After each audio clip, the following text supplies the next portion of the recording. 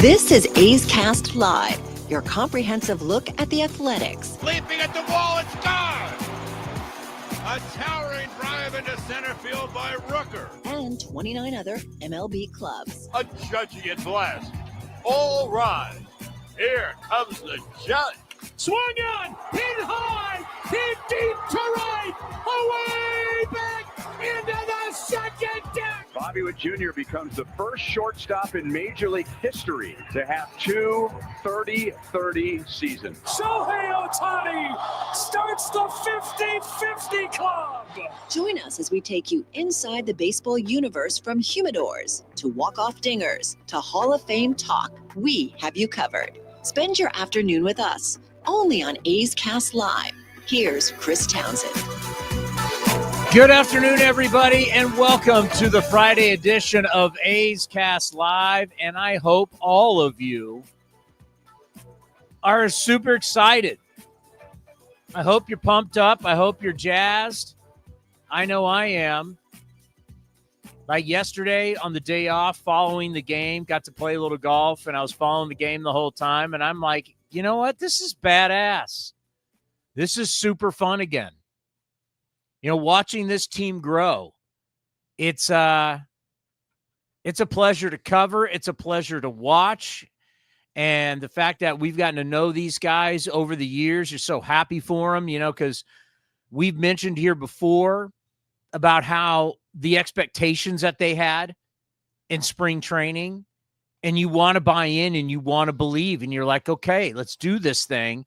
And you don't know how it's going to work out. And to now be sitting here at 17-15 and taking 3 of 4 on the road.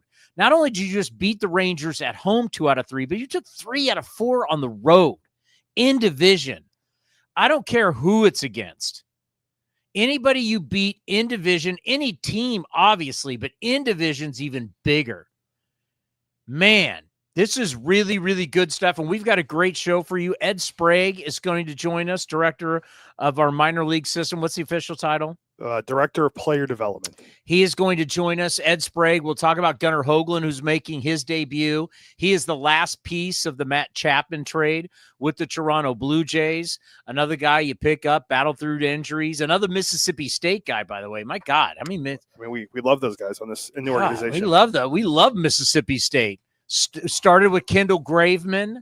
We got Rook, JT Ginn, and now Gunnar Hoglund. So we'll talk about what they saw in him.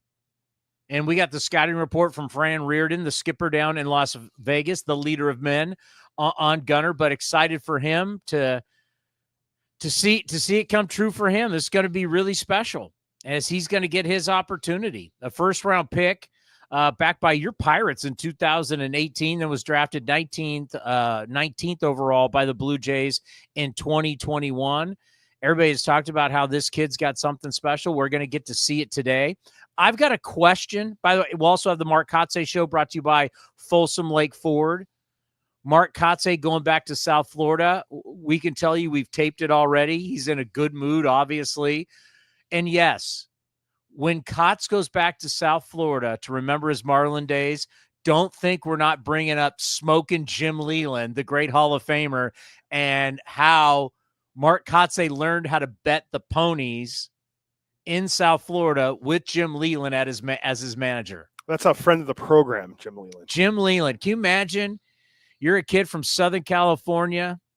You play at Cal State Fullerton. You win the national championship. You're the Golden Spike Sword winner. He was on Team USA. You're the first-round pick. You show up to South Florida, and you finally get called up, and there's Jim Leland smoking heart darts. Let's go over to the track, kid. Next thing you know, you're betting ponies in South Florida. With metal cleats on. I mean, Mark Kotsay's a Southern California kid. Now he's betting the ponies in Miami with Jim Leland. It's phenomenal. So we'll get into that. And I got a question today. And I'm going to ask this to everybody.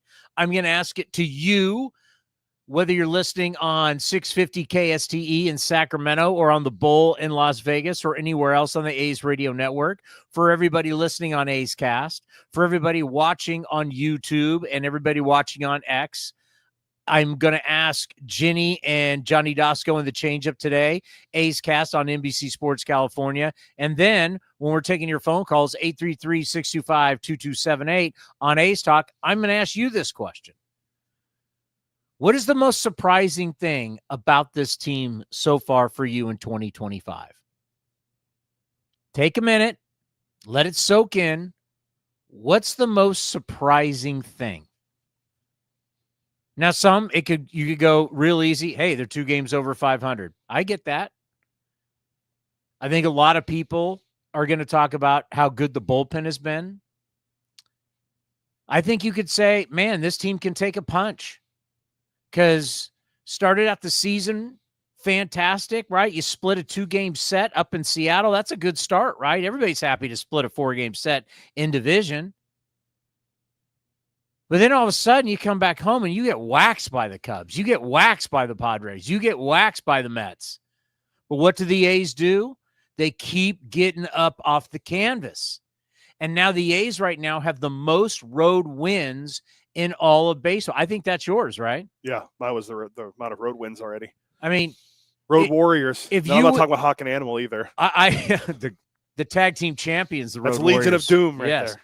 You know, I remember being back in spring training and no one said, you know what, we're going to be really good on the road. We were all worried about how's Sacramento going to play, how this is going to work out. And the A's right now have the most wins of anybody in baseball on the road. How can you not say that's surprising? I have mine. So bullpen wins, road wins. They've shown they got a great chin so far. I'll tell you what mine is. My most surprising thing so far, and this is top down, and we can talk to Ed Sprague about this also, is all of a sudden we went from the poster child of the 3 true outcomes. We were it. It was home runs, walks, and strikeouts. And what was the one thing we did the best out of those 3? If you look the last X amount of years, home runs, strikeouts, and walks, what were we the king at? I was once told by our general manager, ball go far, team go far. The GM, obviously the David Force show here on A's Cast. Yes, he has said that many times. He loves the long ball. Mark Kotsay talks about slog. But out of the 3 true outcomes, what did we do best? Strike out. We struck out. The number one thing for me to start this season, no question. Last time I checked, we were 3rd best in not striking out. We are making far better contact. I can't tell you the last couple of years, and even dating back when we were going to the playoffs, it was feast or famine home runs, tons of strikeouts coming on after games, and we're talking about 10, 11, 12, 13 strikeout games. You're like, my God, how many? You get 27 outs, and you're striking out 12, 13 times a game? There's 27 outs. We are making far better consistent contact, better contact, and to go along with the strong bullpen allows you to win games in a lot of different ways. We've seen a lot of 1-run wins. We've seen some blowout wins. We've seen a lot. The A's are winning in different ways. And the fact that they're putting the ball in play, you can't say it enough. What happens when you put the ball in play? You make the other team have to play defense. The other day when Jacob Wilson laid down that bunt for the base hit to bring in the run, and Texas just they couldn't defend it. They couldn't defend it. Put the ball in play and make people defend it. So there's a lot of different ways we can go with that question. So I'm going to ask it here today. I'm going to ask it once we get on NBC. I'm going to ask it after the game. What's the most surprising thing for you, this 17-15 start? Because I don't think there's a wrong answer. I'll give you another one. Here's a surprising thing, is that we now are seeing a lot of our draft picks. And that says a lot about our system. And then the one thing that we're not hearing anymore, because you've seen the extensions for Rooker, you've seen the extensions for Lawrence Butler. I don't have anybody calling the post game anymore saying, well, yeah, this is great, but it doesn't really matter. We're just going to trade these guys in a couple of years anyway. That narrative's over. With Severino signing, Mark Kotsay signing, there is now a dedication to the players and the belief that if you are somebody, and it takes 2 to tango, right? The player and the team, they have to agree. But if the A's want you, This is not going to be like, hey, play well for us. Here comes arbitration. You're going to become a free agent. We're going to move you down the road. No, this is now you come here, or we draft you, we raise you, you play well, you can have a home here for a long time. So there is a lot of things to talk about this start. The most surprising thing. Do we have Ed Sprague? Ed, Chris Townsend, A's Cast Live. Welcome back to the program. How are you? I'm doing great. How are you? Well, we always like to start two-time College World Series champion, two-time World Series champion. We were just talking to Mark Kotsay, the Mark Kotsay show, talking about him being down in South Florida. You know, I always want to remember and remind our fans of your past, because your past, especially here in the Bay Area, what you did at Stanford, of course, what you did at the Blue Jays, that's something we always need to remind people of not only your connection to the organization, but just how well the Bay Area has meant to you for all these years. Yeah, I mean, I grew up, I was at Game 1 in Oakland. My dad played for the A's in 68 to 71. I was born in Castro Valley and, moved to Stockton when my dad bought the Ports in 1979. Yeah. So been around it for a long time. And, my mom still lives in the Bay Area, and it's been great to be a part of the A's for the last 10 years. And then now you think our move to Sacramento, as you mentioned, your family. And I remember when playing at San Jose State, and we played the University of Pacific, and that's where we played at Billy Hebert Stadium. And remember, your family, everybody talked about your family there. So the move to Sacramento and the Valley, we know how much the Valley has meant to your family. Yeah, I mean, it's an easy commute for me now. I'm 30 minutes door to door from my house. So yeah, moved out there in 8th grade, moved back after I got married, been there ever since. Like I said, took over the UOP program after I retired.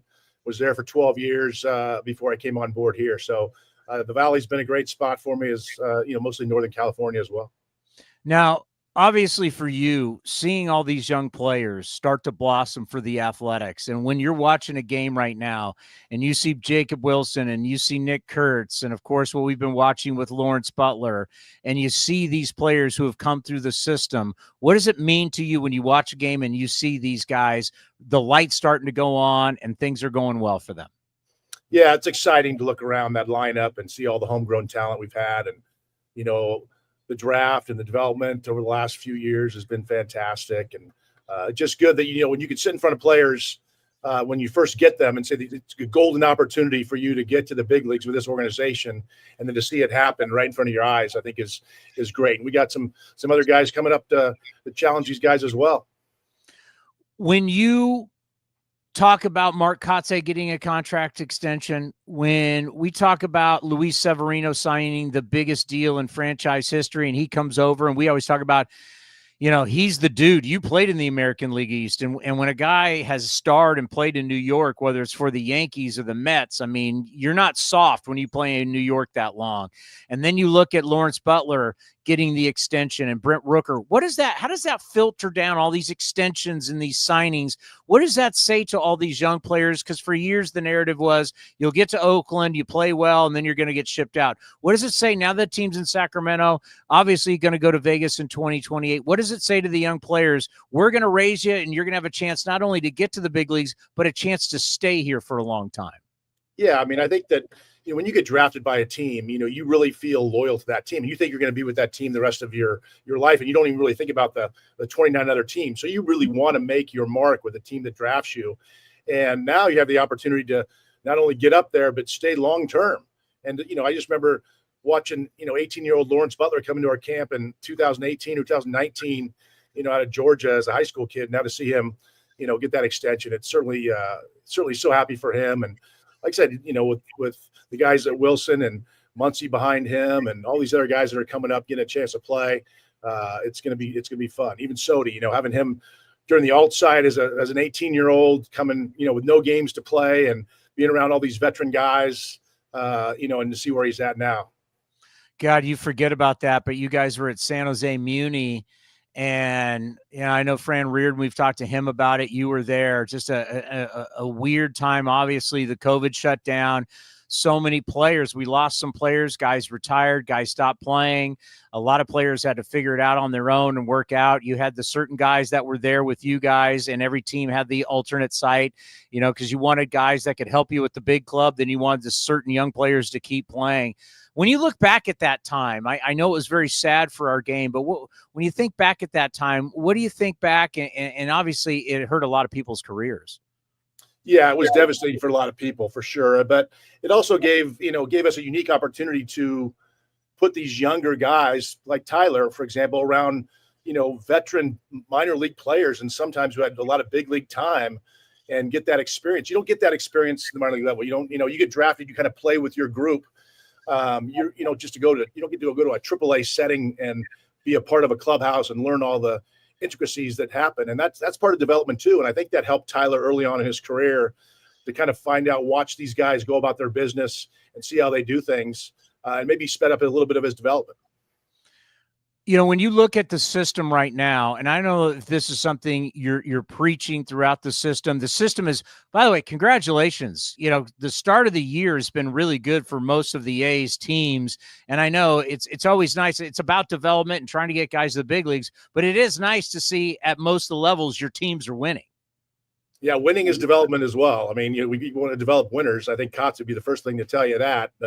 We don't want to look down at those box scores in the minor leagues and see a bunch of losses. We understand that the winning will take a backseat to develop for guys to get their pitches in and make their bats and make the adjustments. But at the end of the day, we want our teams to win, and we want them to have playoff experience, and so they understand what it looks like when you get to the big leagues, because it's all about winning when you get to the big leagues. So you want to preach messages, and you want to, do it the A's way, I guess you would say.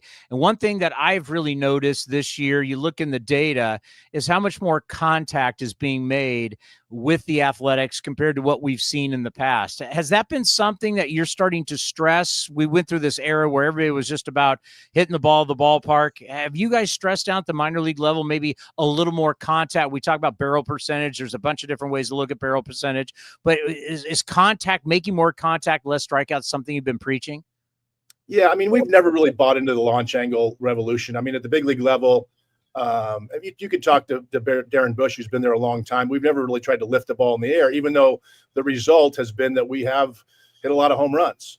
But I do think beginning in last spring training at the big league level, there was a conscious effort, by the major league staff, and Darren Bush in particular, probably led by Kotz, is to make more contact, move runners, situational baseball. And of course, we carried that message all the way through the system when something like that happens. So literally our first round every down in the BP is a ground ball to the opposite side. I mean, that's what we start with, that situation, and then we work our way up to, gap to gap or pull side, backspin balls off the wall. But it's really contact first. And it also comes down to personnel, who you draft and who you're looking at in terms of the type of player they are. And when we took Wilson last year, that was a clear shift in the type of player we were looking for.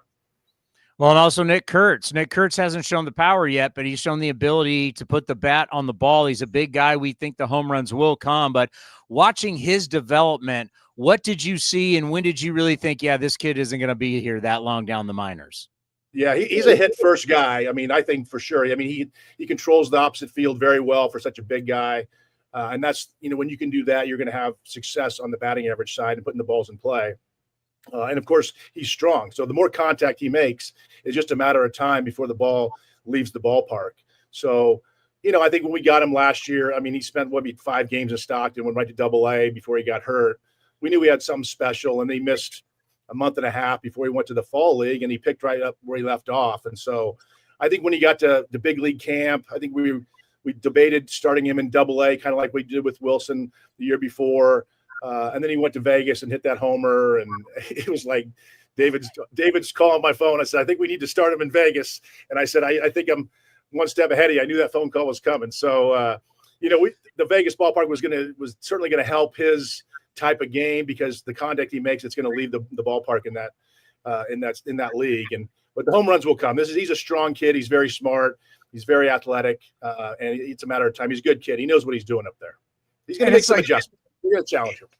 It's like Jacob Wilson. We kept talking with David Force going, he's hitting 400. Like everywhere he goes. I mean, what do you do with a guy who hits 400 at every level? At some point, it's like you got to bring him up. Yeah, well, last year I was in Midland. I'm in Midland now, but last year I was here about the same time, and he was hitting like 485, and they're like, well, he needs to walk. I'm like, I can't have a conversation with the guy who's hitting 485 to walk. I mean, what do you want me to do? So I said, I guess when we get to 500, we'll call him to AAA. But I think 2 days later he was in AAA. Oh, I know. Dave, his first walk, I don't think you were there, but his first walk, we were looking over at David Forrest. We're eye level with him in the suite level, and he was pumping his fists up and down because he finally walked. You're like, okay, that's your one. It's all about swinging the bat. He is special. When it comes to pitching in the organization, it's just amazing how much things have changed from the time that, you were playing and you guys had all that success at Stanford, and you think about the national championships and the great players, and then through your minor league system, and then you're in the big leagues. And then of course you get involved in coaching and what you're doing now. Just talk about how pitching and how you guys handle pitchers has just dramatically changed over what you've seen and what you've done in your career. Yeah, I mean, obviously it's the power, right? I mean, that's what you're going after, and that's what the industry wants. And I think we're trying to see a shift back a little bit and getting the starter deeper in the games. I think we've made that decision down here in the minor leagues to try to stretch our guys out. But you're seeing power pitchers, starters go less, and then you got these power arms at the back. It's probably harder than ever to hit at the major league level. Everybody's chasing the strikeouts and the hard spin. So it's difficult. And then they up down, with the relievers going back and forth. I mean, maybe I didn't pay attention enough when I was playing to that part of it, but I don't recall us, going through as many pitchers back and forth between the minor leagues. And that's just kind of what the industry does now, is just get those fresh arms in there. And, that's why we stack up with reinforcements at the AAA level. Yeah. Not everybody can have Hinkie and Ward the way you guys had with the Blue Jays back in the day. Yeah. And Timlin too. He was the seventh inning guy. I mean, we talked about with Dave Stewart too, because Stu was on one of your teams. We talked about, those Blue Jay teams, they don't get enough credit. I mean, they're some of the best teams that we've ever seen in the history of baseball. And when you think about bullpens, it's so interesting. We're listening to this conversation about the Padres bullpen, which has been so good. And it's like, every guy's story is not your first round pick, comes through the system. I mean, they're just like guys that were picked from all over the place. Then you start thinking about our bullpen, Mason Miller stories, absolutely incredible. Look at Tyler Ferguson. I mean, who would ever thought he'd have a big league career, and now what he's doing. So just talk about how hard it is to build a bullpen, because there's not really like a model, like we're going to raise these guys to the minor leagues and bring them up. You really get your bullpen guys from all over the place. Yeah, I mean, ideally, we're trying to value starters at the minor league level, and most of the guys we take, we're trying to make them starters as long as possible, and then we'll transition them. I mean, even Mason started as a starter, as you know, before we made the transition with him, and so a lot of guys they'll get to AA. We'll start to make some decisions. Is he going to be a big league starter, or which way we go? And then David makes a decision based on the industry value and how he goes about it. But bullpens are all built a lot differently. Our front office does a great job in going out and getting those guys. And as you know, you need the depth because of injuries and because of the usage. It's hard to, pitch 4 or 5 innings out of the bullpen every single night. That's why you want your starters to be able to carry the load through the 6th and 7th inning. That's why going out and getting a veteran like Severino who can give you 100 pitches a night and get into the 6th and 7th inning, those are valuable days for those bullpen guys to take those days off and reset. And then you throw in a guy like TJ McFarland, who's 35 years old and can go nearly 80 times in a season. I mean, certain guys are just, and we talk about JP Sears all the time going, I know he doesn't throw the hardest, but man, a guy that takes the ball every 5 days, it gives you 32 starts. The value he has in modern day baseball is unbelievable. But before we let you go, are there some names out there that you could give A's fans that you're excited about, guys that you think we could see, or guys that we should be looking out for, guys at the lower level, whether it's like in Stockton or Midland, that we should keep our eye out there? You say, watch for these kids. They could be coming. Yeah, I mean, obviously, you look at Kuroda Grauer and Tommy White from last year's draft. I mean, those are certain guys. I think, talking about Luis Morales, who pitched a couple nights ago here in Midland.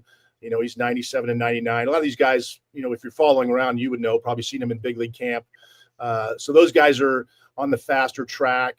I think you look in AAA, you've already had a glance at Muncy. You got Denzel Clarke, whose athleticism is off the charts. And, he's probably not far away given his Gold Glove type status in the outfield. And then Henry Bolte behind him is just an incredible athlete as well.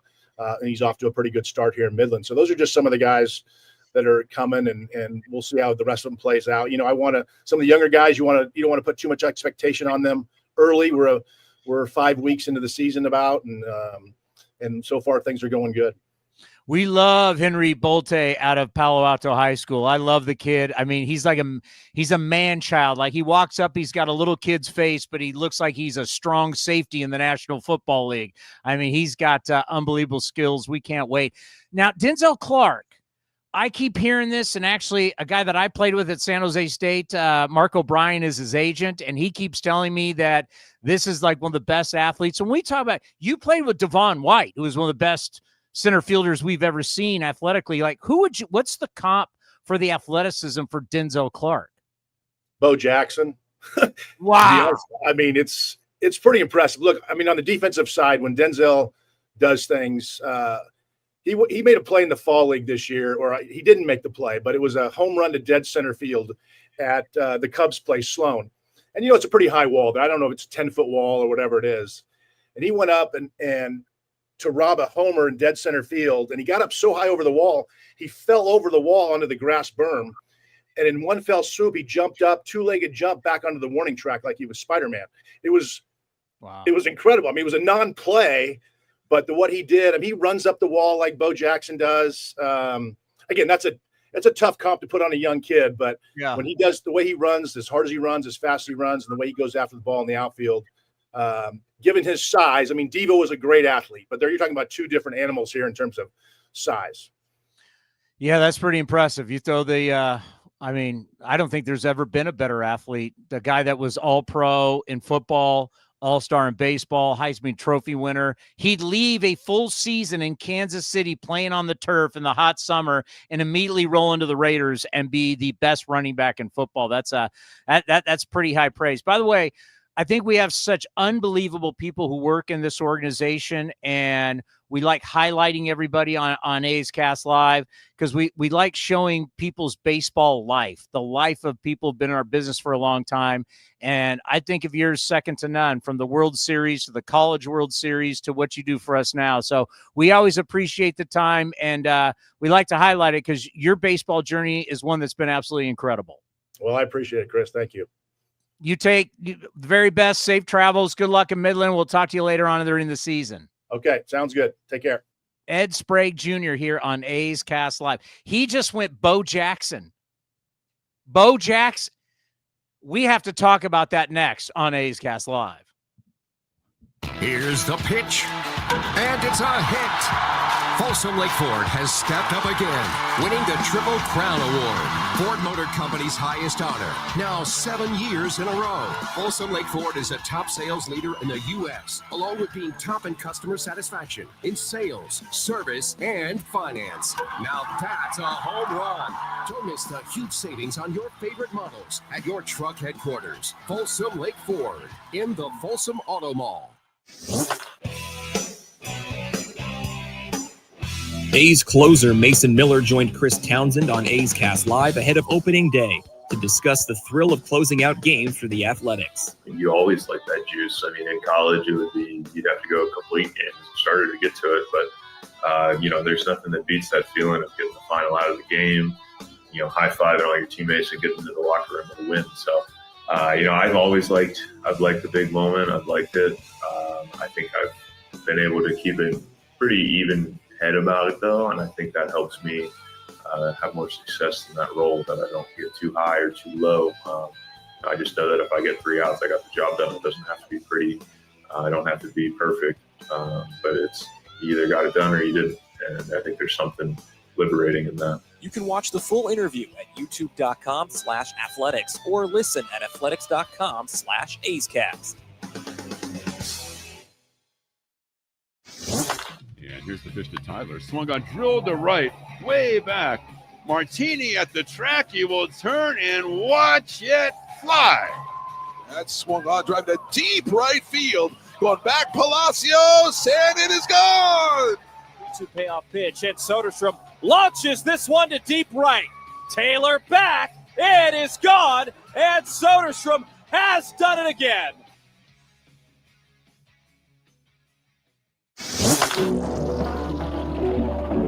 During his appearance on A's Cast Live of Chris Townsend, Athletics ace Luis Severino provided his insight into the growth and potential of the team's young core. I'm excited to see, all those guys just get better every day, but he was coughing a little bit at the beginning, and he's so mature, I love when he go out there. He's like 0 for 3, but he's trying just to get on base.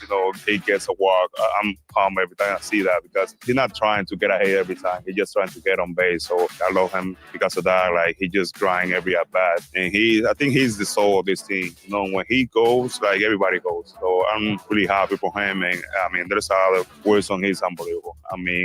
He's special. We were so pumped when he got a walk yesterday. We were really happy. So I think we have a great group of guys here. I think they're going to get better every day. You can watch the full interview at youtube.com/athletics or listen at athletics.com/A'sCast. A's Cast Live continues from NBC Sports. Here's Chris Townsend. That blows me away. If that doesn't blow you away as a fan, just let me give you an idea. Pro Bowl, Heisman Trophy, the Walter Camp Award, the Chick Harley Award, Sporting News Player of the Year, UPI Player of the Year, Unanimous All-American, Consensus All-American, SEC Male Athlete of the Year, SEC Player of the Year, 3-time first team All-SEC, number 34, retired. And that's his football stats. That's his football awards from college to pro. Now, Major League Baseball, All-Star, Kansas City Royal Hall of Fame. They're in professional sports, and I know there's been a lot of great athletes, and there's guys from yesteryear, and it's not always fair to compare. I hate those comparisons because you really need to compare someone's greatness for when they played. Okay? And there have been unbelievable athletes, and when they were in their time and they dominated and their greatness, just because we live in a different time and we didn't see it, but if you go, well, this guy's better now than that guy, well, you have to remember what that guy or gal was going through and what the time was like. And I always say, if I had a time machine and I took our guys back to the 20s or the 30s or the 40s, and our guy had to grow up like that, would he be as good as that person? Or if we had a time machine and we took that person from the 40s and then brought him here in a time machine, and they got to have all the medical advances and all the training and all the data and all the technology, how good would they be? People don't think of it that way. They just like to go, well, we live in this time and we think this athlete's the best of all time. And that's just the way it is. Michael Jordan's better than anybody else. Tiger Woods is better than anybody else. Whoever you want. You had Jacob deGrom for a while. You guys were all saying deGrom's the greatest pitcher of all time. He was a great shortstop at Stenson University. The bottom line is, if there wasn't a thing called Tommy John surgery, Jacob deGrom and a lot of these pitchers would have had no career. They didn't have Tommy John surgery back then. Think of a guy. Think of like knee surgeries now. Running backs come back and have great. What would Gale Sayers have been if he would have played in today's football and had modern technology and modern science and would have had the right, what they do now? Not Frank Joe, but I don't know who's the knee guy again, and not Elatrage is the Tommy John guy, but who was the knee guy for years? Because he's always the guy. So you saw his panic. Yeah, as soon as a running back or a receiver was going to this guy, it was like, oh boy. But Gale Sayers never had that. You think of the great athletes. Dr. James Andrews. Billy Sims was another guy who was incredible who hurt his knee. So it's like but Bo Jackson. Let's pause 10 seconds for the station identification right here on A's Cast.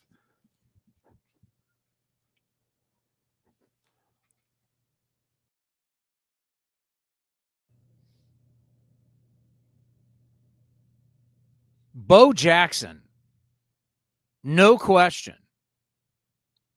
You look at the size, the speed, the power, the way he threw the baseball, the way he ran the football.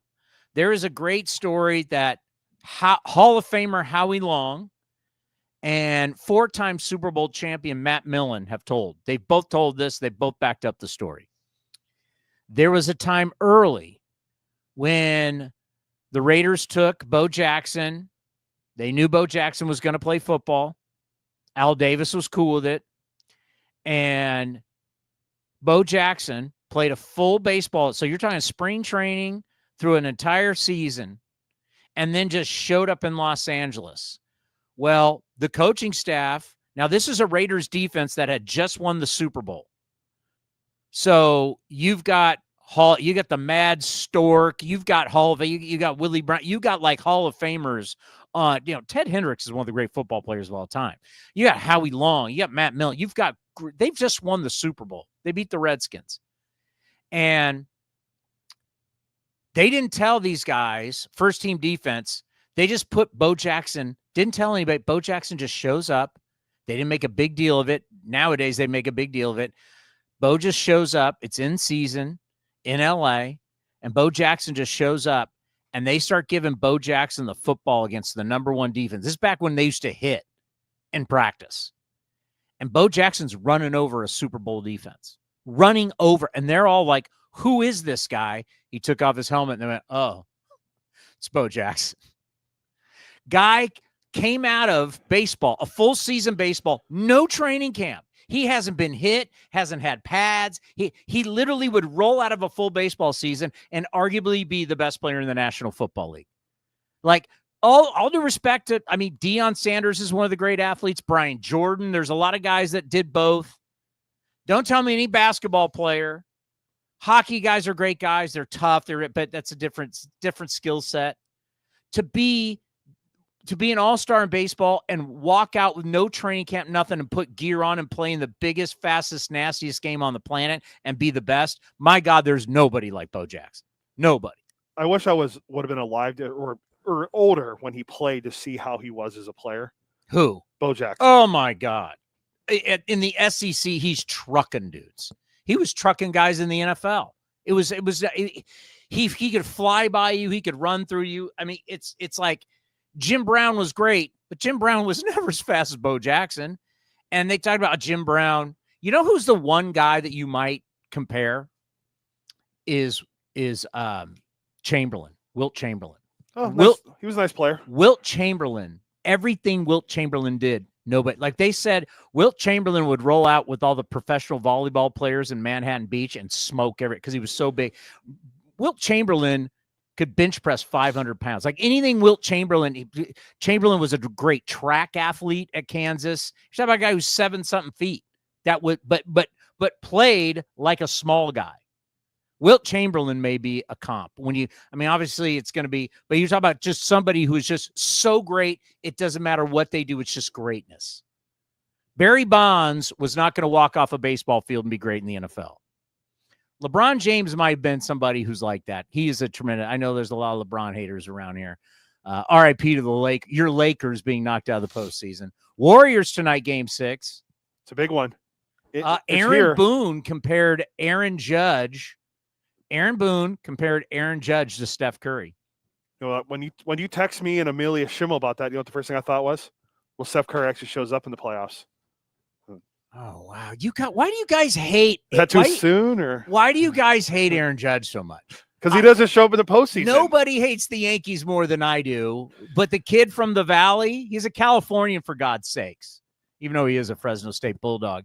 Aaron Judge, it's almost like LeBron. But I get LeBron does things that make people irritated. Aaron Judge doesn't. Aaron Judge is one of the greatest baseball players we have ever seen. Oh, I totally agree. The numbers, the data, when you're putting up steroid Barry's numbers without steroids, come on, man. I'm going to look up Aaron. And remember, I hate the Yankees. I despise the Yankees. Aaron Judge is putting up steroid Barry numbers without the steroids. In an era, remember, we always judge. That's why we put the X in front of everything, right? It's XFIP. Expected batting average. It's weighted runs created plus. That's why we put the X's and the pluses in all of our analytics, because we want to compare eras and ballparks and leagues. So we're able to this is not a high run scoring environment in baseball. We're flat run scored. There's a great article in The Athletic right now. They've tried to change the strike zone. We're desperately trying to figure out how to get more offense. If you are dominating in an era that doesn't have great offense, and you're putting up steroid Barry's the best player we've ever seen. I know the PEDs. I get it. Barry Bonds was a Hall of Famer without PEDs. He won 3 MVPs in Pittsburgh. He was incredible, a 30-30 guy.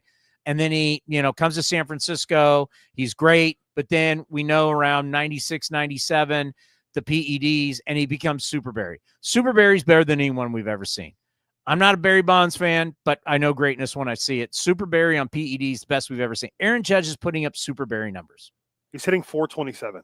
He's incredible. By the way, his what do you think his postseason batting average is in 220 career at bats? Do you want? Can I play baseball? I'm not a baseball nerd. Can I play baseball nerd? Sure. It's a small sample size. Aaron Judge in 220 career postseason at bats is hitting 205. Yeah, it's not great. If we're comparing him to Bonds, you're a Pittsburgh Pirate honk. Remember how bad Barry was in the postseason for the Pirates? Yeah. Barry Bonds stunk in the postseason until he was Super Barry in 0-2 against the Angels. And how'd that turn out? Well, he was great in the World Series. As I tell my wife all the time, that World Series saved Mike Sosa's job for 15 years. It was flipping the ball, Dusty Baker flipping the ball to Russ Ortiz, and it was all downhill from there. Speaking of the Angels real quick, disappointing that Mike Trout's not on the injury list again. Yeah. Bone bruise now. Well, hopefully that's just a bone bruise. Yeah. But with Trout, it always starts out with Mike Trout. If you've noticed lately, it always starts out, oh, it's not that bad. And then it becomes 15 games, 20 games, 30 games, 40 games. And you're like, arthroscopic knee surgery. Yeah, it always gets worse. And that's what happens with age. And that's why, what's going to be tough for us is long-term, I have always bought in to the Billy Beane philosophy. I believed in it. And when we got out of the steroid era prolonged guys' greatness, where you have guys having career years at 36 and 37 and guys sustaining these careers.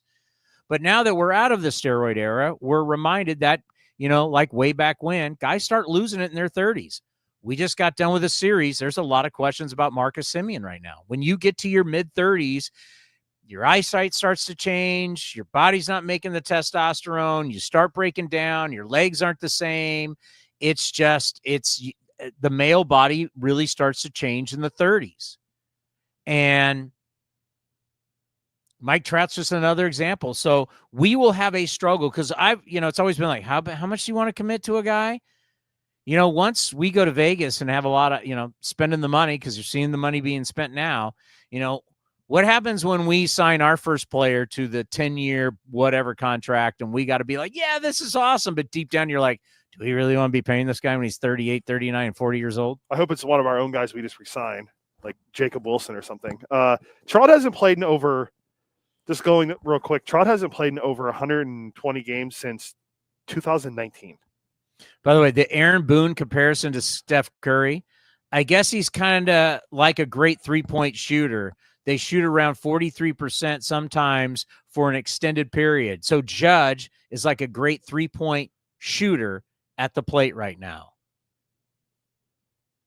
Aaron Judge is hitting 427. By the way, Judge is 6'7". Steph Curry is 6'2". Judge is 282. I don't know what scale they're using. He's bigger than 282. But Steph Curry's only a $185. Steph's three-point percentage, 397. Aaron Judge hitting 427. Yeah, and Steph has, I think, 4,000 something career made three-pointers, which is insane. Yeah, greatest three-point shooter of all time. As Mark Jackson would say, he was a knockdown shooter. The greatest backcourt of all. You mocked him. You guys all marked Mark Jackson when he said this is the greatest shooting backcourt, greatest backcourt of all time. And everybody's like, Klay Thompson, Steph Curry, anyone? Good night, San Jose. Good night, Oakland. Good night, San Francisco. And remember, the greatest Mark Jackson ever is the streets are talking. I used that line the other day. The streets are talking. He's in a commercial now for Chime, and he's using the hand down, man down. All those things from what do you call Hey, you games? got the Warriors on the map. Hey, took them to the postseason for the first time since the We Believe team. And he got them playing defense, right? They became a defensive team. I mean, he had to usher through okay, so I'll take it. So inside NBC, as I told you that we got a lot of Warrior honks here, and someone made a little chirp at me about the A's. And, of course, yours truly is going to chirp back. Chris Mullen's right there. And we were switching sets, and I got chirped at by our buddy Bonte Hill. And I said, hey, I remember what it used to be like with the Warriors. And then I had to throw in, you remember the Chris Mullen retirement jersey night? This is crazy. Rick Barry having to come out and take the Come on, mic. people. This is crazy. Yeah, that wasn't that long ago. Wasn't that long ago. Should you take Monte Ellis or Steph Curry because they can't play together? And the fan base, you people all wanted Monte. The whole entire sold-out crowd at the arena was booing Joe Lacob because you traded Monte Ellis. You didn't want Steph Curry. And now things change in sports really fast. This is a shot at Nate, but this is for Nate in the studio. But if the Kings would have hired Mark Jackson, he would have brought stability to the organization. Oh, don't get Nate started on the Kings. don't get Nate. Now I'm hearing Mike Brown in my ear. Don't get Nate started. Poor Nate. Because Nate's rooting against the Warriors tonight. The Warriors will win in Game 6 tonight. Oh, is that a lock? No, it's just reality. You think the Warriors are going to lose at home on Game 6? They've done it before. Now, people can't hear Nate, right? Yeah, they can only hear Nate in the post-game show. But whatever Nate's saying, I can barely hear him in my ear. The Warriors are not losing. Nate said, "Do you really think they're going to blow a 3-0 lead?" I'm like, "Do you not remember the Cavs series? Like 10 years ago in the NBA Finals? Is that too soon?" Or the Warrior guys are here. They're all at the gate. They're at the gatehouse at Chase Center. They're not here. Oh, but when they're here, oh my God, it's just like takes over. Yeah, I mean, enjoy it while it lasts, because that little guy Steph Curry is 37 years old. Yeah, he's 37. Jimmy's 35. Draymond's 35. Not gonna last. Gunnar Hoglund. I want you to read. We reached out to the leader of men, Fran Reardon, and Gunnar's making he's the last of the Matt Chapman trade. Like how Joey Estes is the last of the Matt Olson trade. Gunnar Hoglund is the last of the Matt Chapman trade. So Kevin Smith, Kirby Snead, Zach Logue, the lefty. Yes. He actually threw a couple good games. He did. Yes. I thought he was. I like Zach Logue. He was a good guy. He was a good interview. Sometimes sometimes you have to remember that when you have my job and you get to know these guys and guys that are really good guys, you root for these guys. And Zach gave us a couple good outings. And when a guy's a good guy and he's a good interview, you root for him. So I will. Kevin Smith was a good guy. He was Babe Ruth. Barry Bonds in AAA. As I told you, he was Sky Bolt of Sky Bolt in AAA. Yeah, Sky Bolt was Mickey Mantle. Kevin Smith was Babe Ruth. Yeah, the Bronx Bombers. We had 13 home runs in a month or whatever. Yeah, he was incredible. I remember he got him back to come play at the Coliseum, and then could not play. Yeah. All right, so we reached out. So this is not. We went to Baseball Savant. Everybody, by the way, everybody goes to Baseball Savant now and acts like they're a pitching and hitting coach. All right, so we didn't go to Baseball Savant. We didn't go to any. This is from Fran. I had him reach out. I said, you know what? Fran's been watching him.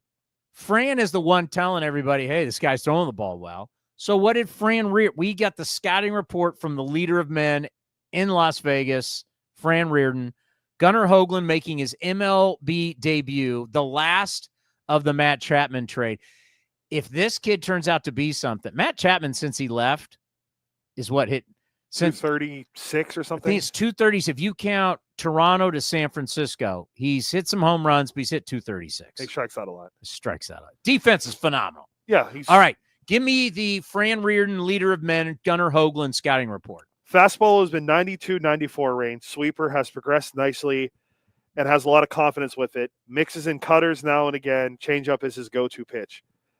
Lives throwing it against righties and lefties. Has been focusing on being more aggressive and attacking hitters more consistently. Sometimes he tries to be too fine and nibbles around the strike zone. Command has been good and has gotten a good amount of swing and misses in his starts there. My first, then he talks about how his initial report he sent to me was better, but it was more comical. Yeah, that was more comical relief. All right. I mean, that's kind of like the JT Ginn. You know, JT Ginn another Mississippi State guy. And Adam Aller. I was supposed to say Adam Oliver. Adam Aller came over for Chris Bassett. So if JT Ginn turns out to be something, Gunnar Hoglund turns out to be something, I know no one's saying it, but they're not pitching Joey Estes right now. Well, he has like a 5-something ERA in AAA too. I don't know if you noticed that, but he's kind of like they're gonna have to figure it. But if and I think there is a chance he turns out to be something, then these trades live on for a long, long time. But people really like this kid. If Gunnar turns out to be a guy and he starts winning some games for you, finally something from the Matt Chapman trade. And by the way, we're going to talk about this. It's one of our diamond notes. Number one diamond note today, because we have Kotsay at 2:30? No, we're going to do him like 2:45-ish. Okay. End the show. Because he's only like so 10 let's minutes. get into some of these diamond notes. The number one diamond note today has been, what's the most surprising thing for you in this start? Well, for me, I think it's the road record. Yeah, the road record. By the way, the notes today, you have this. There's a little different. The A's are 11-6 on the road, which is the most wins in baseball on the road. A 3.68 ERA. They have them fourth best in the majors. You're saying it's fifth, tied for fourth in the American League, fifth in baseball. Let me double check, but I thought it was Mets and then three teams. It's just the fact that they're top five road ERA. The A's top five road ERA. We have always seen, and I think this will change, but we have always seen the A's be better on the road offensively than they are at home because the Coliseum wasn't an offensive ballpark. But offense is once again better on the road, even though Sacramento is supposed to be a very offensive ballpark. But the most impressive thing is how they have pitched on the road. It has just been, wow. You got a 3.68 road ERA. Yeah, sorry, they are tied for fourth. They're tied for fourth best. Tied for fourth best in baseball. If that's not shocking, I mean, if that, what? That and the strikeouts to me, the fact that we don't check to see where we are in strikeouts now. We were, last time I checked on Wednesday, we were the third best in not striking out. Oh, hitting. Okay, hold on. Yeah, we were the third best in all baseball not striking out. We used to be dead last. We were bottom every year. It was strikeout palooza. In the AL, we are third in the AL. Major League Baseball, we are 1, 2, 3, 4, 5, 6 now. Wow, we dropped from third to sixth? Yeah, well, the Padres only struck out 202 times. We're at 240. This MLB research tool updates, on the day on the regularly. Might have been 2-3 day. We were third the other day, but whatever. So still good though. We're sick. Yeah, that to me it's incredible. And you heard Ed Sprague. This is something that you've got to preach at all the levels. It's got to be something that it starts at the top and filters all the way down. Gentlemen, we are going to start making contact. We are going to start putting the ball in play. And I just wonder, there's certain teams, while everybody else was gripping it and ripping it and striking out, there were certain teams that decided, you know what, we've got to change. And we just heard that conversation. It was on MLB Now, the Padres assistant GM who's been there forever. Josh Stein. Yeah, he was under Kevin Towers. He was like, they call it Petco Park hitting because they realized got a big ballpark. That ballpark's right on the water, so it's got the marine layer and it's got it's a lot of moisture. Ball doesn't fly. So they're like, hey, man, we got to put the ball in play and we got to get a lot of hits if we're going to score. And they've been applauded for it. And you know what? And I'm so happy we are now putting emphasis on, look at the guys we have. Andujar makes a ton of contact. Jacob Wilson, my God, you go to Baseball Savant on his contact percentage, he's at 100%. He's at his thing's all red, which is great. We're seeing Nick Kurtz. Nick Kurtz, what did it have here? Saw him in the notes today. Something about a hit in like 7 straight games or something. He's like hit in 7 of the first 8 games. All 7 hits have been singles. I'm fine with that. A hit's a hit. The power will come. That's why my comp for Sean Casey is looking a lot better than the Jim Thome. I mean, you guys had him at Jim. Have you seen anything that looks like Jim Thome yet? Well, he hasn't hit a home run, so no.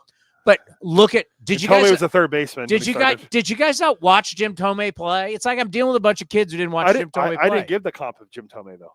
I thought you did. Chris Carey. It was Chris Carey. Carey never even saw him play. Bill Moriarty said Jim Thome. Now he did, so shame on him. They don't look anything alike. Here's another thing. What's surprising? I'll go old school. He looks more like Dave Magadan than he does Jim Thome. Do you remember Dave Magadan with the Mets? I know the name. Yes. We have the second best batting average in all of the American League for a team, behind only the Yankees. What? Yep. If you look right here, we have a 253 batting average. So it goes Yankees, Cubs, Padres, Dodgers, Cardinals, Marlins, A's. Did you just say batting average? That's correct, yes. Are we allowed? Are we going to get fired for saying batting average on this show? Hold on. Do we have where are we at in sack bunts? If we were up there. No. Yeah, no. No. I was getting greedy. We're second in the American League in batting average. Only the Yankees. Wow. Yankees are hitting 267. The A's are hitting 250. I had not checked that because you tried to instill in me that batting average didn't matter, and I told you were crazy. Remember all the stuff when we started this show, you told me I was crazy? Oh, that's old. Now everybody's talking about contact. Now everybody's talking about strikeouts. Well, everyone was tired of what no one makes contact anymore. Dude, that's something we're definitely gonna have to mention on NBC today. Yeah, 253. Because my whole thing is the strikeouts. A lot of people bullpen. I know we're gonna talk with Jenny Kavnar and Johnny Dosko are gonna be on the changeup today. They really want to talk about bullpen, and they are right on that. I was texting with them early. The bullpen has just been phenomenal. So that's Diamond Note number 1. Diamond Note number 2, not going to get much into because that is about the road. The road has been phenomenal for the A's this year. Most road wins, one of the best road ERAs. And the fact that they've been able to take a punch, right? They've been punched multiple times, been knocked to the canvas, and they get up. But coming up next, this date in baseball history is Diamond Note number 3. At the time, I thought it was a big deal. And now I really realize how big of a deal it was. Something happened here in the Bay Area 30 years ago. I was there. I thought it was cool, but didn't realize how it would change our game forever. What is it? You'll find out next, right here on A's Cast Live. When it comes to knocking it out of the park, nobody beats Folsom Lake Ford. Folsom Lake Ford is a 7-time Triple Crown Award winner, Ford Motor Company's highest honor for being the best in customer satisfaction in sales, service, and finance. Step up to the plate for our biggest selection of new Ford models, including the legendary F-150, on sale now. Shop Folsom Lake Ford, your truck headquarters in the Folsom Auto Mall. FolsomLakeFord.com. That ball is out of here.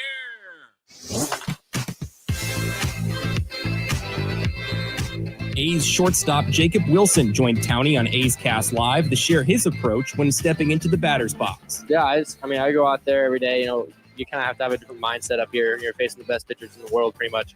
So just to be able to go up there and look for a pitch that you want to hit in a certain count and kind of being able to go up there and have good battles against these pitchers. When they want to hit a spot, they usually tend to hit that spot, and you should try to capitalize on their mistakes. If they leave a slider hanging or leave a fastball down the middle, you just try to kind of attack on those pitches, because if you miss those, it's gonna be tough to get another one like that, because these guys up here are just so good. So you just try to go up there and just have good at bats. Try to get on base, try to put the ball in play, and more times you get on base, odds are you're gonna score more runs for your team. So kind of my mindset going into it, just going up there and having good at-bats. You can watch the full interview at youtube.com/athletics or listen at athletics.com/A'sCast.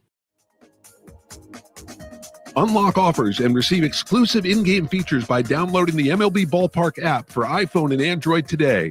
Plus, get the latest information on game time, schedules, and more. Calling all college and grad students. Grab your friends and head to the ballpark with this special offer. Save up to 50% off select regular season games throughout the 2025 season. Get your discounted tickets at athletics.com/student. Mark Kotsay, the manager of the Athletics, joined Chris Townsend on A's Cast Live and provided his insight into the art of building relationships and being a disciplinarian. The relationship side of things to me is very valuable and building trust. They also need to know, though, that I'm also can be a disciplinary person too, and that message has been sent. So there's a balance to my role in getting close to players, but yet, keeping enough understanding that I can still lay the law down. And I think they understand that. This group, has been a great group to just grow with, really. And I mean, some of these, you look at Jacob Wilson, his dad was a big leaguer. Yeah.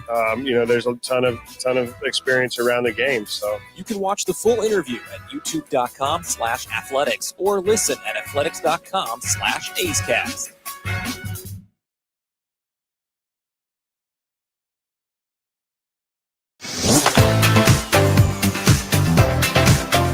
Streaming from NBC Sports, A's Cast Live continues with Chris Townsend. I just wanted to let everybody know that I am trolling the Philadelphia Phillies right now. What? How? Chelsea Johnson, Oh, who used to work here at NBC Sports, now runs the broadcast for the Philadelphia Phillies. And I was texting her, seeing how things are going for her. It's a great thing for her career. And she used to help us out here with the A's. And I used to talk to her a lot about our show, A's Cast Live. I think she's really good at what she does. And obviously, she got hired in a big market. And the Phillies are, last time I checked, the Phillies are a pretty big deal. And so we've been texting today, and I just trolled her because this is a great tweet. This is a great tweet. Last 108 games played. Last 108 games played. The Phillies with the fourth largest payroll? Something like that, yeah. Every time, the Phillies. Phillies, last 108 games are 56 and 52. The Athletics are 56 and 52. Last 108 games, A's and Phillies, the exact same record. That's a big payroll. We talked about it last week, or not we, but baseball talked about it earlier this week. Biggest payroll discrepancy or discrepancy or difference when the Dodgers and Marlins are playing each other this week. 469 million or whatever it was, 69, something like that. Because, we love talking about payroll, but that's incredible that Harper, Castellanos, all those guys, Schwarber, Wheeler, Nola. Yeah, they're all making all that money, and here we are with the same record as them. All right, 30 years ago today. Hard to believe, 30 years ago. So I'm working at KMBR. It's opening day. Candlestick Park. Hideo Nomo made his debut. The Tornado. Remember, he'd turn. He had the forkball. I mean, he was just nasty. Pitched 5 scoreless innings, which the Giants would eventually win in a stadium that went from sold out opening day, Candlestick Park, Dodgers Giants. If you remember back, those were kind of violent games in the stands. Back in the day, there were fights. You really don't see fights anymore at baseball games. But if you went to Dodgers Giants at Candlestick Park, there were fights throughout the stadium. It was nasty. And that place was awful. It's the worst. One of the Candlestick Point's one of the worst places on planet Earth. It's freezing. It's terrible. Every time we drive up here, Hunters Point. You always point at it every time we drive by that. I always point. I go, Joe Montana, the catch. It's gone. Some of the greatest football games ever played. Some of the greatest baseball players, National League players, played at Candlestick. It's gone. Just erased like it was never there. But anyway, Hideo Nomo threw 5 scoreless innings. And I can tell you by the end of the game, basically nobody was there. It was 15 innings. It was a day game. It was actually a hot day, if I remember correctly. And Giants would beat the Dodgers 4-3 in 15. But just think about what that opened up in the United States of America. You think about all the Japanese players and what Japanese players now mean to Major League Baseball, and it goes deeper than that. Hideo Nomo has 123 wins, the most of any Japanese pitcher in Major League Baseball history. We just had a World Baseball Classic. Team Japan against the United States. Millions upon millions. I'll go The Rock. The millions tuned in around the world to watch. The numbers coming out of Japan, the amount of television sets that were on watching the WBC was mind-blowing. It was like 70-something% of the entire country was watching those games.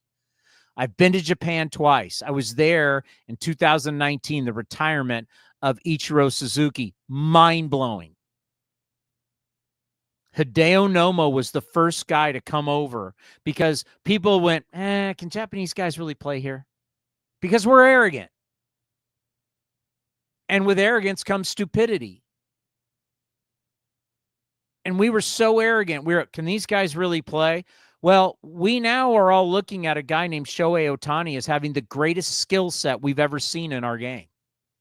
Because as great as Babe Ruth was, Babe Ruth is a pitcher. He won a lot of games, right? He won like 23 and 24 games back-to-back for the Red Sox. He was a really good – he wasn't throwing a hundo. He wasn't doing what – I mean, he didn't go 50-50. Shohei Ohtani, I get asked this all the time. You think he's the greatest player of all time? I'm like, whoa, slow down. You got to play a long time to be the greatest player. But he definitely has the greatest skill set we've ever seen. I think that – I don't know who you would debate against him. Now, obviously, he's hurt. He can't pitch. But when he could pitch and could hit, what skill set? Who matches that? Who could you honestly say has ever matched that skill set? I don't think there is anyone. I mean, if you're looking at just a guy that was I'm looking more like two sport guys. You would say Bo Jackson but yeah, if you're coming just a skill set, it's Ohtani. It's not close. From a standpoint of getting base hits, Pete Rose is going to have the record. But if you look, I mean, who has the all-time hit record in a single season? That's Ichiro Suzuki. Look what Japanese players have done to our game, how they've changed our game. If I was an owner right now, with all due respect, of going down to the Dominican and Venezuela and going to all the return on investment and good players is in Japan. You look at the money that the Mariners made off Ichiro. You look at the money the Dodgers are making off Shohei Ohtani. You want a good investment? We already know the Angels made a boatload of money off Shohei Ohtani. Now the Dodgers are even making more. When they were over there in the Cubs and the Dodgers were playing, they signed the big deal. They were already whatever the brewery is.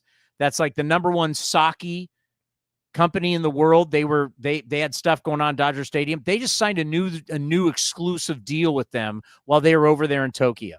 What do you think that money is? What do you think the money they're making off the Japanese banks and the Japanese airlines the Dodgers are? They are printing money, the Dodgers are, based off their investment in Shohei Ohtani. You don't get that off players from other parts of the world. So to think that Hideo Nomo said, you know what, I want to get, guys could stay in Japan and make a great living and be stars over there. But it was Hideo Nomo who came over here, signed with the Dodgers, and pitched 30 years ago today. We're in San Francisco at the studios at NBC. It was 30 years ago today that he made his debut. And unbelievable. I'll never forget it. And when I saw the note today and I realized, God, I lived that. I was there. And it was a big deal. But now think of what Japanese baseball means to American baseball. You're wondering, can this guy play in the big leagues? And now we're all thirsty. Hideki Matsui, Godzilla, was a World Series MVP for the Yankees, came to play for the A's, one of the most professional guys I've ever been around. Japanese baseball started. Boom. Well, didn't start, but the first real big guy to make us realize, yeah, we got to start getting some of these guys. That was Hideo Nomo 30 years ago today here in San Francisco. He did something that nobody else could do at Coors Field. Threw a no-no. Threw a no-hitter in 1996. I mean, I had to look it up when it was, but I remember him throwing a no-hitter. It was in 1996. It was incredible. I remember when he debuted, so 30 years, I was 6 or all like 5 going on to 6 years old. But as I got older, I knew who Nomo was because he had the wind-up and everything, and just there was the fanfare with him. And then Ichiro came in. So then you got to see how Ichiro played. Think of a guy remember who I ran into in Vegas at our Vegas party? Chan Ho Park. So, did I tell the story on the air? No, but I remember you. You remember you telling me about Chan Ho Park. All right, Cody has a mask on because he's sick, so that's Yes, it's not something's going on. He doesn't have COVID. Well, maybe do you have? No, COVID? I don't. All right. Healthcare professional household. I have to check. So we're at the Red Rock Casino Hotel. Beautiful. By the way, I love the Red Rock. Can't wait to go back. I mean, I can't wait. We couldn't even get into the steakhouse. I wanted to eat the steakhouse. It was sold out, but Red Rock's awesome. The barbecue spot was good, though. Barbecue spot good. Delaire and I ate at the Oyster Bar. Phenomenal. But anyway, Johnny D and I broke away from the crowd at our party in Vegas, bro, because they had all this on top of ice, this beautiful display of shellfish. It was lobster, it was crab, it was shrimp, and I'm like, Johnny, we did all the handshaking with everybody, and it was like, we got to beat this up.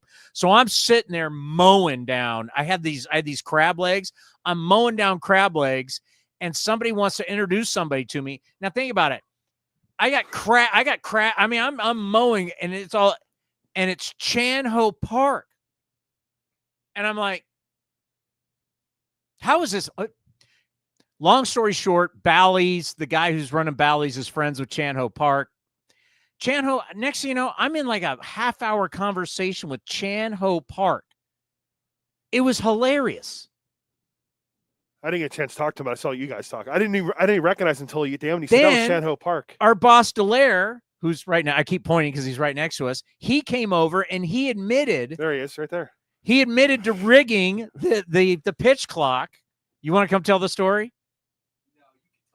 He admitted at Candlestick Park rigging the pitch clock to make it look like Chan Ho Park was throwing. So we're talking about September 17th, 1997. We're talking about Hideo Nomo 30 years ago made his debut here at Candlestick.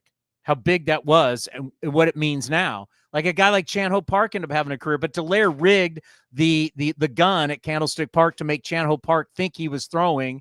Talk about the games inside the game, that he was throwing. The velo was down. That's a young And Delaire. Chan Ho Park's looking at him, and I was like, wow, I can't believe you're admitting that. But look at what it did for Asian ball players to come over. What a career. Chan Ho Park had a fantastic career. Yeah. Hideo Nomo won 123 games. 123 games. You went double-digit. Jacob deGrom may never win 123 games, and you want to put him in the Hall of Fame, and Hideo Nomo came over and won 123. Him. Wins don't matter. You got him. You got, obviously, Chan Ho Park. You had Dice K. The gyro ball. The closer for the Mariners, Suzuki. Kaz Sasaki. Yeah, Sasaki. They've had there's been a lot of good Japanese pitchers. Iwakuma threw a no-hitter for the Mariners not that long ago. One of the greatest, not players, but guy that had swag. He had some swagger. You want swaggy swag? Was the guy who played here for the Giants, Shinjo. Shinjo, yeah. Shinjo had swag. Just wasn't that great of a player, but he had swag. Jung-Hoo Lee, the guy playing now for the Giants. Think of all these Asian baseball players who have come over. Hideo Nomo was the first guy. Made everybody realize, you know what, man, maybe these Korean guys can't. The Japanese guys, Korean guys, these guys can play. Who was the guy that we signed like 10 years ago or 12 years ago? Was it Nakajima that called Billy sexy or whatever during the press conference? So I thought it was a big deal to bring that up today, and I want to bring it up on NBC because it says a lot. When are we going to Kotsay? We got about 2 more minutes, but we do have the sweet video that Vito sent to us. Yes, we had the big fan experience that we talked about. There's going to be a fan experience, and it's going to be in Las Vegas where you're going to be able to go in and look where your seats are going to be. It's going to be whole virtual. It's going to be absolutely incredible. And then in Summerlin there, right near where we're going to have this, they had a watch party with the fans. Let's play the video of the watch party in Las Vegas.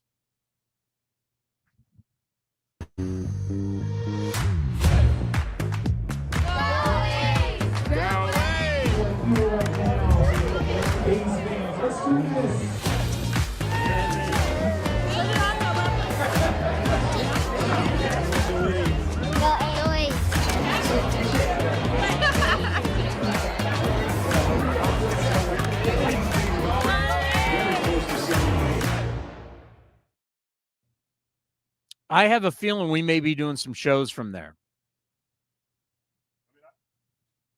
I loved what we did when we were in Summerlin and being downtown in that whole area, and then going to the Las Vegas ballpark. And so if you remember back what the Warriors did with Chase Center, and I don't know if they did this with G1C, Golden One Center in Sacramento, but what you do is you develop this center, and it shows you what the ballpark is actually going to look like. They put suites together so you can check out what the suites are going to look like for businesses, but you can go in there and you can see like, okay, this is where I want to sit, and you can see what it's going to look like in the whole ballpark. And that center is going to be incredible in Las Vegas. So you as a fan can go in there and say, I want to be a season ticket holder and I want to see here, and you'll be able to see exactly what it's going to look like. It's going to be incredible. And that's opening up this fall. It's going to be in October. And I'm like, you know what? I have a feeling, wink, wink, I could see us doing hopefully the A's are in the World Series, but whoever is in the World Series, we always do the World Series shows. I could see us maybe game one being at this center, doing our preview of game one of the World Series and being at this center. We're going to be doing shows from the center. It would be great if it was the A's, but I'll go to Vegas to see this for whatever series or whatever teams are playing in that series. It'd be incredible if the A's are in the World Series. But you know what? All of a sudden, they've now given us hope. As we always like to say, we sell hope and worry on this show. A lot of hope. And one of the reasons why we have a lot of hope is that guy who's sponsored by Folsom Lake Ford. That would be your manager, Mark Kotsay, the Mark Kotsay Show. All right, we are back on Monday in Sacramento. You know what? I'm only focused on the fish. Who are we playing on? Mariners. Is it Mariners? Mariners, Yankees coming up? Yep. Folks, Mariners, Yankees, got Mariners coming to town, Yankees coming to town, tickets available. Come see us in Sacramento. It's an awesome experience. It's going to be, when the Yankees come to town, it's going to be, as you kids like to say, it's going to be litty. There's going to be a lot of Riz. There's going to be some Riz. You're going to have your swag. You're going to be swaggy for those shows. Steve Sachs is going to be fired up. Former AN Yankee Steve Sachs. All right. Time for the Mark Kotsay Show. I'll be off this weekend. I'll be back on Monday. Hopefully the A's have a great weekend in South Florida, and we'll have it all covered for you Monday at 4:30 from the ballpark in West Sacramento. Here is the skipper of the Athletics. Kotsay Show brought to you by Folsom Lake Ford. Mark Kotsay, back in your old stomping grounds there in South Florida. Yeah, it feels good to be in Miami, and I love this place. I grew up here per se in the game, and the year I got traded, I was really actually somewhat disappointed. I mean, I was going back home to the West Coast to the Padres, but leaving a team that I was really felt good about. I had a lot of friendships, and was excited about the future. We had just started actually winning games. That was just before the 2001 season, so I was 98, 99, and 2000 with a lot of the same players. A lot of those guys played for 10 years. Yeah, those experiences in life really shape you, right? We've talked a lot about Jim Leland, your manager, and what he meant to you. And you think about the young players that you have now that you're dealing with. So just, looking back now that you're there, looking back at how really South Florida and the Marlins mold you and really started your career. Yeah, it really did. I'm thankful that they took the opportunity to, give me a chance to, play in this organization. Dave Dombrowski was the GM at the time. And, getting out of California and getting away from everyone, actually, it helps you grow up a little bit. Right. So, but yeah, I mean, we took our lumps. I got to play for a World Series team and a World Series championship team, and got to kind of get broke in by guys like Bobby Bonilla and Gary Sheffield and Jeff Conine, legendary Niner, the Marlin, Mr. Marlin, right? But it really helped me, in the game of baseball, just having experienced the highs and then the lows when they transitioned the team and, basically had a big fire sale. Wayne Huizinga decided to sell the team, and next thing you know, I'm playing center field as a rookie in '98 with a bunch of other rookies. When you think about your team, they've been through so much, dating back to last year to where we are today, and even the start of the season. And we've talked about that with you here on the Mark Kotsay Show. And where you are now, taking 3 of 4 from the Texas Rangers on the road, winning in division on the road is so huge. You got a long way to go, I get it. But just right now, how proud are you of your guys? Yeah, we played really good baseball at least 4 days in Texas. It obviously showed with the wins and losses. We got some big pitching performances from some starters. We got big bullpen performances. We got key hits, timely hitting. We played pretty fundamentally sound. And, I've said that about our club. If, we can pitch, play defense, I think our lineup is strong enough to compete with, any team. And we kind of showed that over those 4 games. And like you said, playing the Rangers and going on the road and having that success, the club's got some confidence right now for sure. I'm asking everybody today, what's the thing that surprised you the most about the start of the season for the Athletics? And a lot of people say the bullpen. It may not surprise you, but just talk about your bullpen and how good they have been, especially in the wins. They've been absolutely nails. Yeah, they really have, and we're a little taxed right now coming into this series. Guys have pitched a lot, but that's what happens when you win games. For the bullpen, it comes down to just, the execution coming into games and throwing strikes. And I think, the games that we've won, we've been able to do that. A big piece of the pin, obviously, is having the closer and having that guy that, if you have a lead, you turn the ball over to and you feel really confident about winning that game. And that's Mason Miller for us. And, the guys in front of him, they've got to do their job to get the ball to them. And that's the success from a guy like, Justin Sterner, obviously Tyler Ferguson. We can name a lot of guys right now. Grant Holman, who was, part of the pin last year at the end of the year, is just off to a great start since we've brought him up. TJ McFarland is still doing his job. Yesterday came in a big moment in the 8th inning. Got a strikeout on Josh Smith. So, we're trying to keep them fresh as possible. But hey, it's a good thing when they're not fresh because that means we're winning games.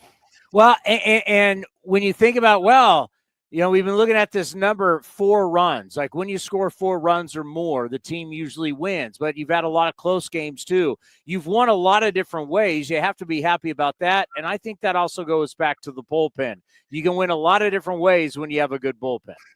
Yeah, you can. And, the middle, the long guys are just as equally important. If you got a starter that can't, get out of an inning and you've got to get him early or you got to take him out by the 5th inning. If you've got a bridge, we've been doing more, 2-inning appearances from some relievers. You saw that the other night with Holman. He pitched the 7th and the 8th. Those actually help as well. And, anytime we feel like we can keep a game close, we've got an offense that can, score enough runs off anyone's bullpen right now to be able to win a game. When you think about versatility in our game, it is so key that there's a lot of guys that can play a lot of different positions. I think Max Schumann proves that over and over again, how good he has been.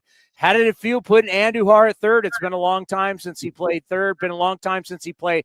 2018 was the last time he played it on a full-time basis. Just what was that experience like for you? No, the experience is fine. I trust the fact that he's done it before and he can go over there. He's a serviceable major league third baseman. Obviously it's been a long time since he's been there, but you can use the old adage, like it's just like riding a bike, right? You just jump back on and, he only got 1 play yesterday to his backhand. It wasn't the easiest ball. He kept it in the infield for us and ended up, saving a run basically. So, from that standpoint, I'm looking at ways to get every bat I can in the lineup. And yesterday was a day in the matchup with a really good right-handed, starter in Maul that has been throwing the ball exceptionally well, knowing that we had to score runs. It was a day that Shea Langley-Ayers wasn't going to be in the lineup. And I just figured I'd do what I could to get his bat in there, and third base was the option. And when you go to a player, he's been working out there, but it's always nice to hear, hey, whatever you need from me. And I think that's the culture we've got going right now. You see Tyler Soderstrom in left field. the play he made up against the fence. I don't remember what inning, but it was late in the game. Was a phenomenal play, a play that I would say not every left fielder makes, and he made it look pretty darn easy. And came in pretty confident about it as well. But it's another situation where you ask a guy to come off a position that he's having a lot of success with, and the answer is whatever you need. So there is that something special on a team where everybody's pulling on the same rope. You put your ego aside, you come into that clubhouse, you play for each other, you play to win. And when you've got Andujar saying, I'll go to third, you got Soderstrom off to a great start, still learning first base, goes, I'll go to left. Max Schumann you had one game where Max Schumann's playing center. Next, you move him to third and he makes the play of the game. Selflessness is something that's very, very special. Just talk about how that whole, we're all pulling on the same rope. We're all doing this together, and these kids really care about each other. Yeah, they really do. And it's great. It gives me a lot of joy and watching this come together and seeing the celebrations post game and how they really like each other, which is great. And for me, I've always been a believer that even if you're a role player, there's going to be a moment in this season that it could switch quickly, and you can be an everyday guy. You could get that opportunity. So be prepared. And I think you see, for me, I'm trying to keep everyone involved as well. And that's also part of a great culture. So, the old adage is if you play for the team, you're going to have better results. And I think that's true. And I think that's the environment we have right now. Oh, I could just see a young Mark Kotsay and Jim Leland at the track. Jim's got the heaters going, betting the ponies. Oh, the good old days of South Florida. That's right. You know what? I mean, Calder Raceway. Calder was right in the backyard, a pro player, right? I mean, hey, hold on. I got something for you, Towny.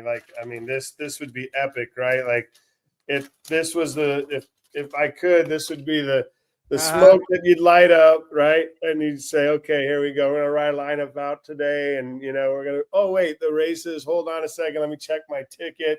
Hey, big weekend here. Kentucky Derby, right? Yeah. Kentucky Derby. Where are we going? What horse are you betting? Yeah. All right, kid. Bet the gray horse. Always bet that. He's a mutter. Bet the gray horse. Good stuff. Have a great weekend in South Florida.